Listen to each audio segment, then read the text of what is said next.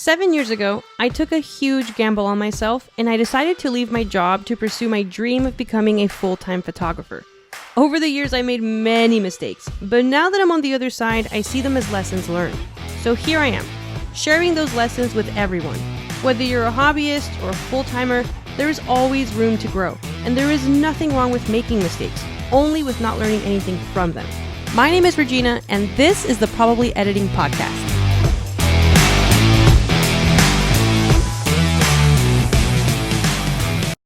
It took me so long to figure out what my editing style was. I've done dark and moody images. I've done light and airy to the point that it's like super overexposed. I've done real grainy photos. I've done photos where they're like real green, photos where they're real blue. I mean, I have done pretty much everything that you guys can imagine. And I love my editing style now. I do. I love the way that I edit. I love that my clients love the way that I edit. I love that when people inquire and I speak to them over the phone, they tell me that they love how I edit and everything. I am very much proud and love how I edit, but it was not always the case. When I started out, I would deliver photos and in the moment, so whenever I would be out in a photo shoot, I remember I would love what I was seeing, right? I loved the way the photos looked on the back of the camera. I loved the way that my client would look in the way that I was posing her, etc., right? I loved it in the moment. But for some reason, I would go home and then it was like, now what? How do I get it there? And so I made the mistake of doing two things. First mistake, real early on when I was first starting. So when I first started out, because I didn't really have an editing style, every single shoot was delivered with a different editing style or look to it. So for example, some of my photos were very blue, unsaturated images. Others were super overexposed because I was going for a more light and airy look. Others were overly saturated to the point where the colors, when I look at them now, the colors are bleeding because I was going for like a real vibrant look. It was just kind of a guessing game every time. And it was a combination of me, because again, I hadn't discovered my editing style. Every single shoot was kind of like a trial and error or an experiment of a new look, right?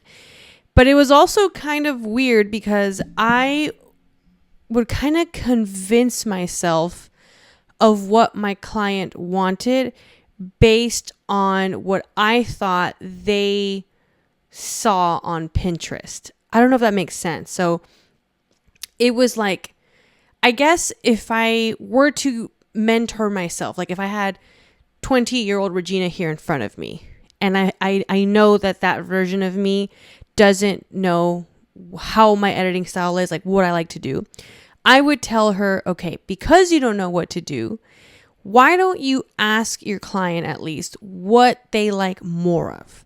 And that way you know in what direction to go, right? Like to me now, if I had to be in that scenario, that's what I would tell past me to do, so that I at least know that it's something that my client's going to like, right? I would edit my photos based on what I thought they saw other people do.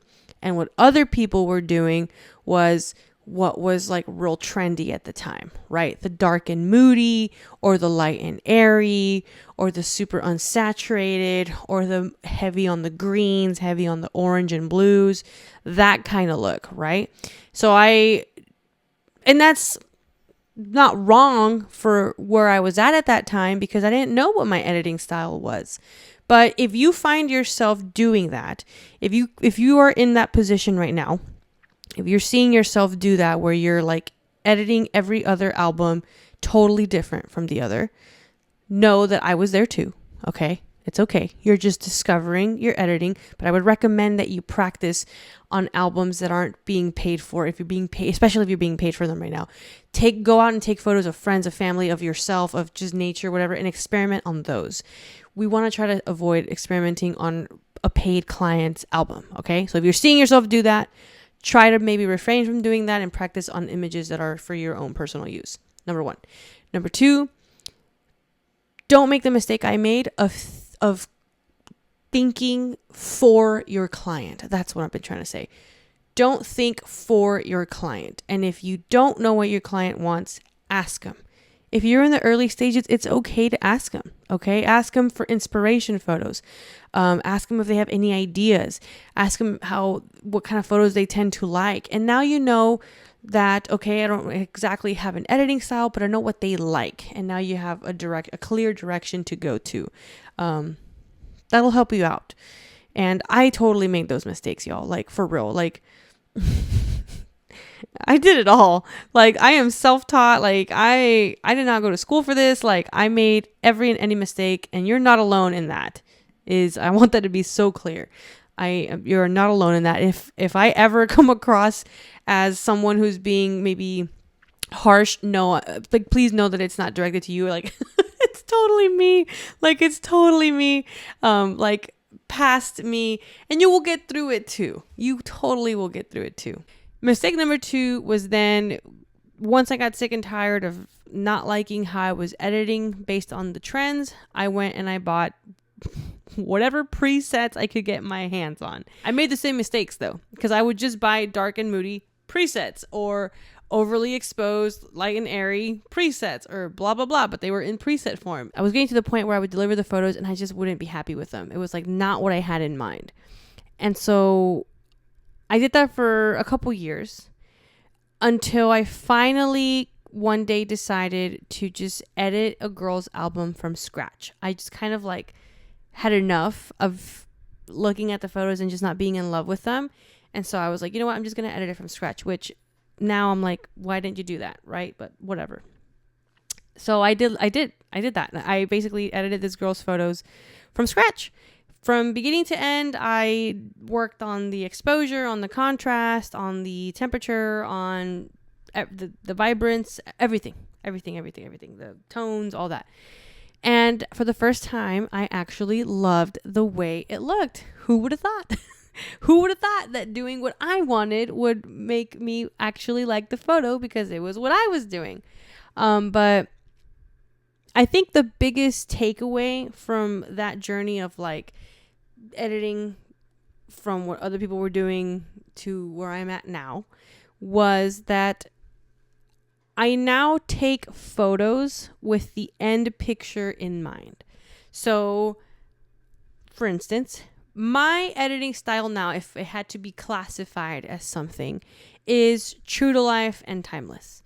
So I like my photos tack sharp. I love my high fancy quality camera. So I make sure my photos look high end, tack sharp.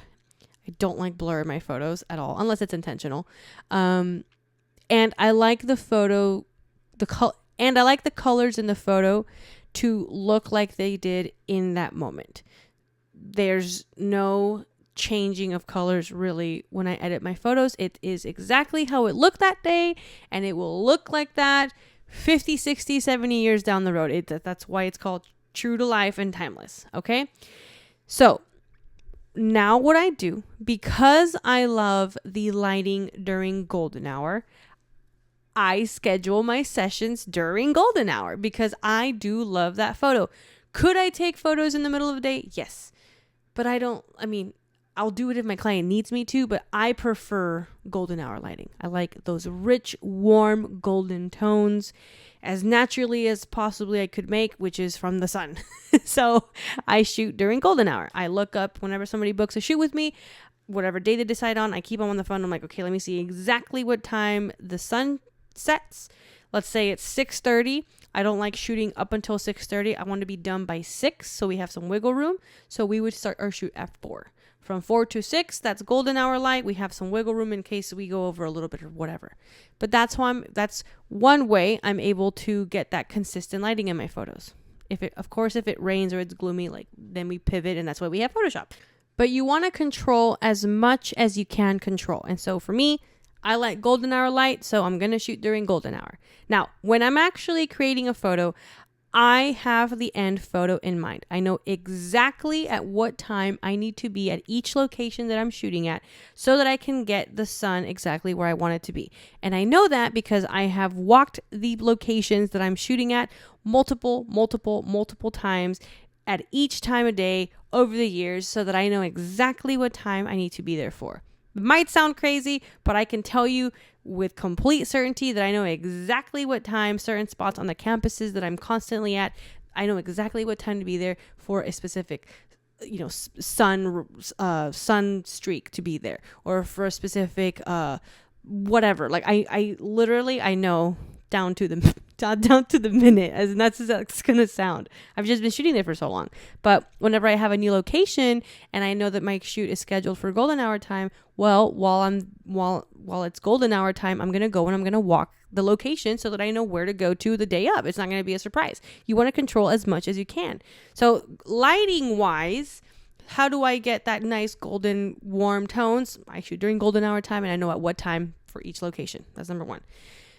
Number two, get the image as close to perfect in camera as you possibly can. Yes, of course, you're going to have to pop it back into Lightroom and Photoshop, of course, but you want to get as much of the editing out of the way by not having to do it, by doing it perfectly in your camera. Does that make sense? You want to get the camera lighting, you want to get the ISO, you want to get the aperture, you want to get the temperature, you want to get all those little settings that your camera has that you have control over as close to the final image that you have in your head as possible the day of, so that when you pop it into Photoshop and Lightroom, whatever it is that you use, Capture One, whatever, you are eliminating as much editing time as possible. It's just that easy. Like, it really is that easy. If you shoot with the end image in mind, you're eliminating so much work off your plate because you're not having to. When I would start shooting in the beginning, I would make the mistake of just, it's like embarrassing to even think about, but first of all, I shot on auto. No judgment, no laugh. I take back my laugh because we all make that mistake. I made that mistake, at least. I used to shoot on auto 2-3 years into my business. I really did. And then sometimes I would pop in my photos and now guess what? I have a bunch of editing to do because the camera was thinking for me. If you're still shooting on auto, switch over to manual. It's going to be tough at first, but you'll get the hang of it. I promise it, you will. And there's a bazillion YouTube videos that you can watch. YouTube University is where I graduated from, and you will learn and you will get the hang of it, and then you'll be able to just like adjust the settings like this while you're taking photos, while you're in front of your clients. But I used to make the mistake of shooting on auto. So the camera made all the choices for me. I like stripped myself of all the decision making. And so then what would happen? I would upload my photos to be edited. And yeah, obviously I have so much work to do because the image that I have in my mind is not the image that I have in front of me because I wasn't the one controlling the settings. So switch over to manual so that you control every little aspect of the photo that you are creating yourself. And that way, when you pop it into Photoshop, it's so much easier because you basically are like 3/4 of the way there. Like when I pop my photos into Photoshop, it's to balance little things, right? Like aspect correction and sharpening and like the calibration and, little things like that. That probably takes me the longest. And then I open it up in Photoshop and I like to work on the harder stuff, removing blemishes, whitening teeth, removing trash from the ground, deleting people that are in the background that are not supposed to be there, etc. I like a nicely polished photo where my subject is the star of the show. Okay. So yeah, that's my editing process now. But to answer the question of like, how did I develop my editing style over the years? It was just trial and error. I can't recommend it enough. Mistakes are not your enemy. They are lessons to be learned, and you should be excited to make mistakes. And yeah, I still have the original Pixieset account. I use Pixieset for all of my photos.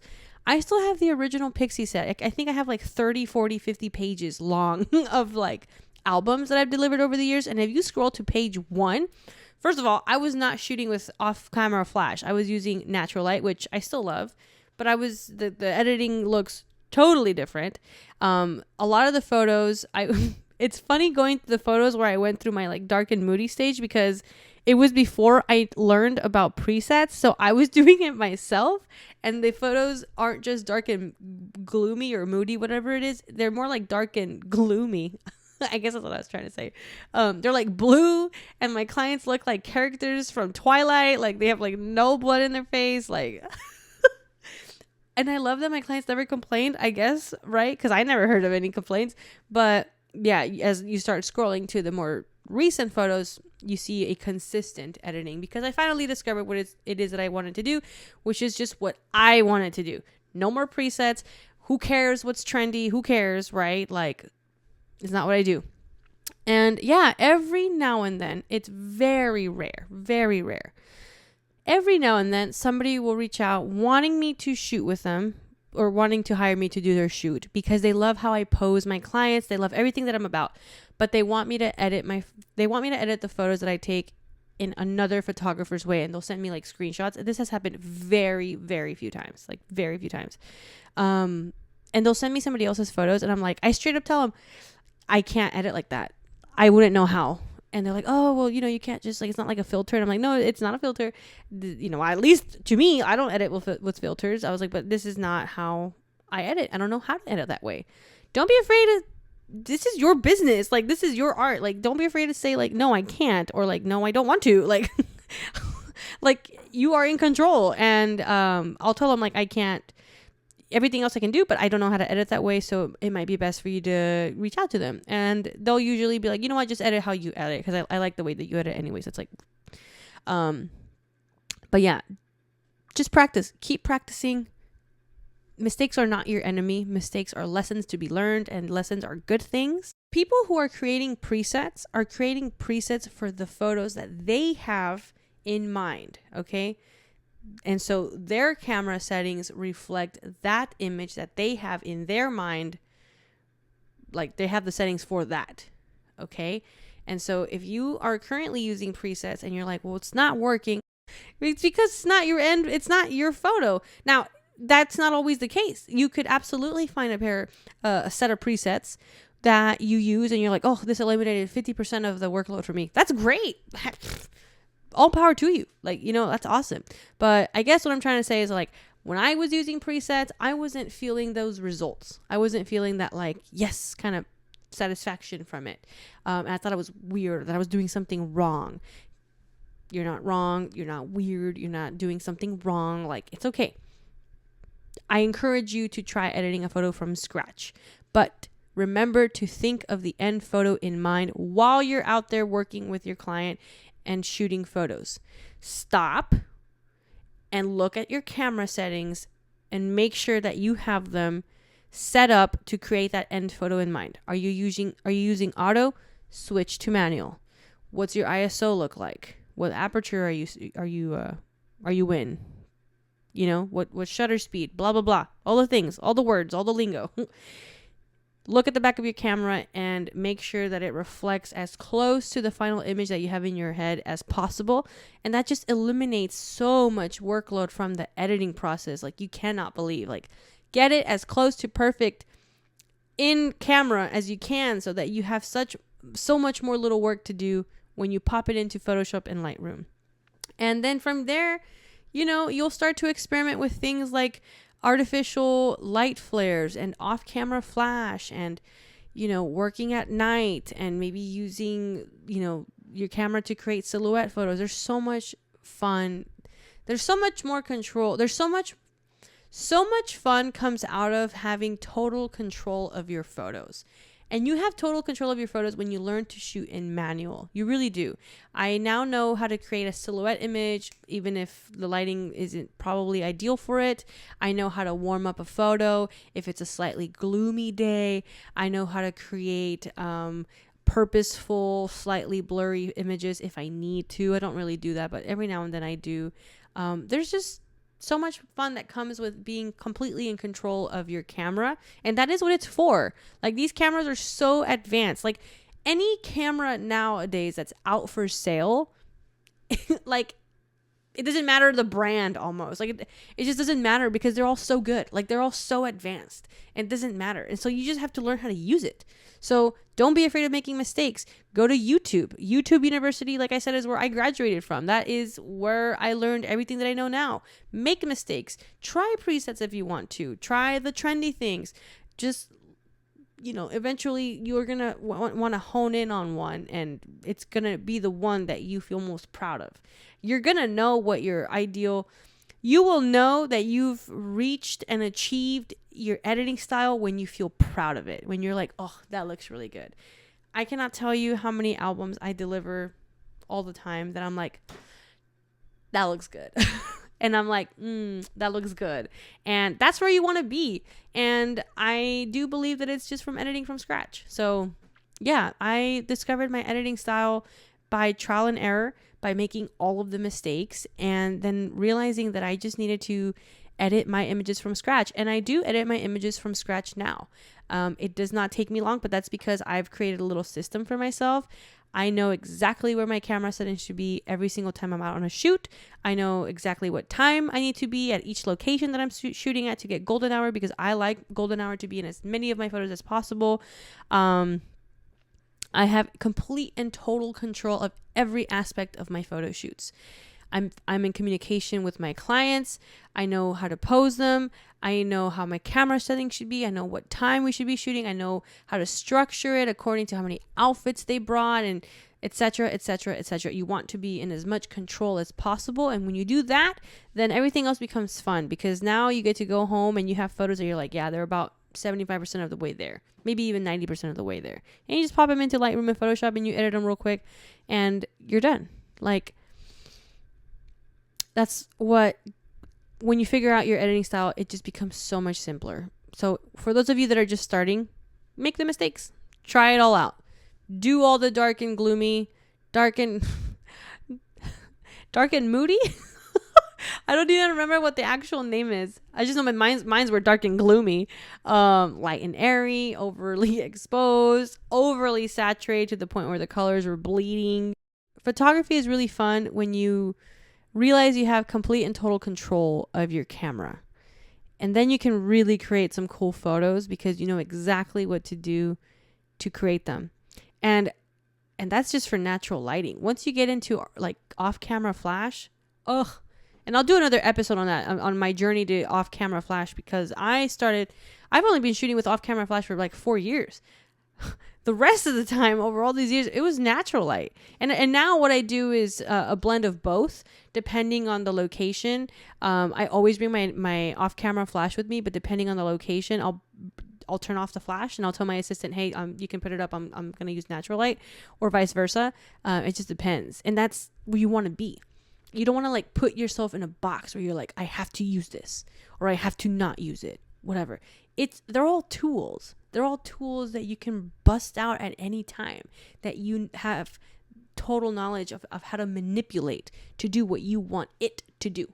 These little things work for us. We control them. Just shoot with your end image in mind, and then everything else is a tool to get you there, because it is there for that reason. That's why they exist. If you're like me who likes golden photos, don't guess what time you need to shoot. Don't guess what time golden hour is. Have a website. I have a website on my computer that tells me every single day, down to the minute, what time the sun sets. I personally like being done 30 minutes out from the time the sun is totally set, just for wiggle room. I don't know. That's just how I like doing it.